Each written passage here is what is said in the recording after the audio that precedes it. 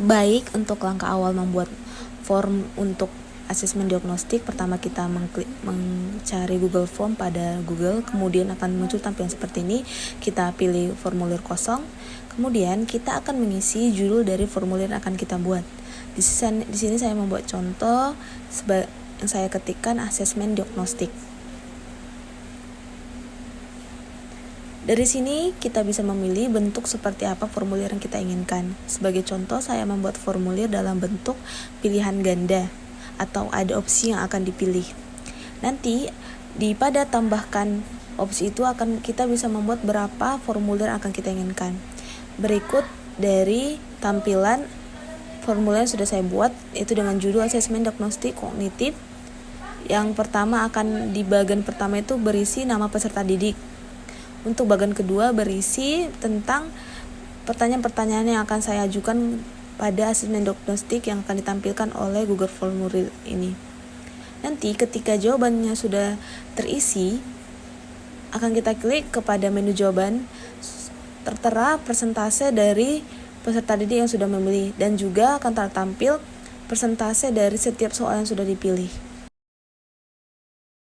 Untuk langkah awal membuat bahan ajar dari Canva, yaitu yang pertama kita buka Canva-nya terlebih dahulu, kemudian kita buat di pencarian pilih bahan ajar, akan tersedia beberapa template yang dapat kita buat untuk membuat bahan ajar. Berikut contoh dari template bahan ajar yang sudah disediakan dari Canva sendiri.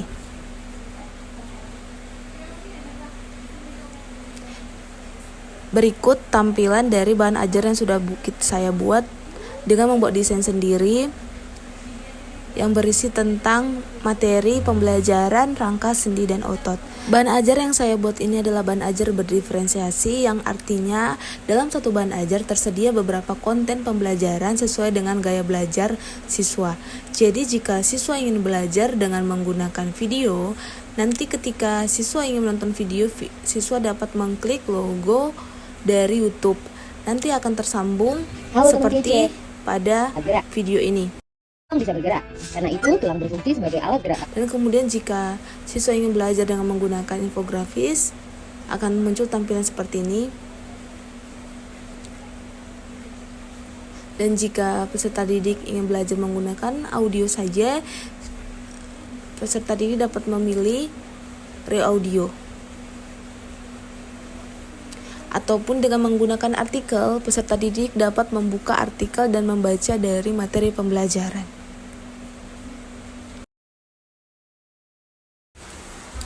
Untuk membuat aplikasi WordWall, pertama-tama kita mencari WordWall di Google. Kemudian ketika sudah login, tapi muncul seperti ini, kita pilih Create Activity. Kemudian kita pilih template Open the Box. Setelah itu kita isi judul dari WordWall yang akan kita buat. Saya membuat contoh dari aplikasi WordWall. Template yang sudah saya aplikasikan ketika pembelajarannya itu bagaimana tubuh kita bergerak. Setelah mengisi dari judul, kita memilih untuk box with question, yang artinya membuat pertanyaan dengan pilihan berganda.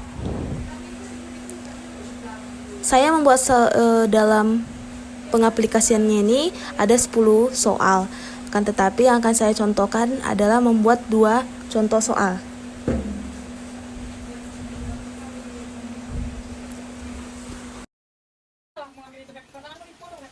Bentar ya.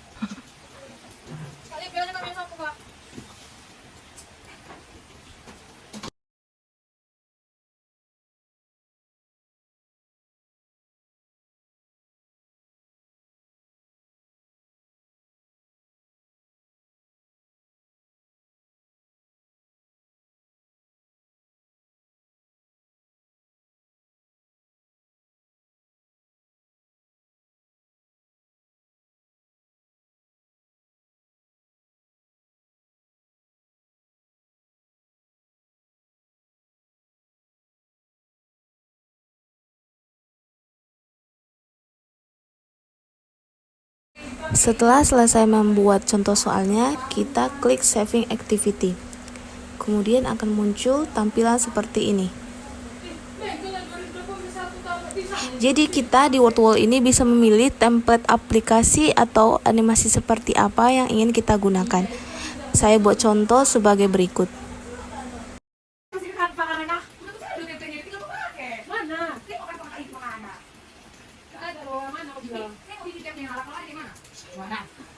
Seperti inilah contoh dari Word Wall yang sudah saya buat yang berisi 10 soal yang sudah saya aplikasikan ke dalam pembelajaran dengan materi bagaimana tubuh kita bergerak, membahas mengenai rangka, sendi, dan otot. Jadi di sini akan ditampilkan beberapa 10 pertanyaan dengan pilihan jawaban 4 jawaban.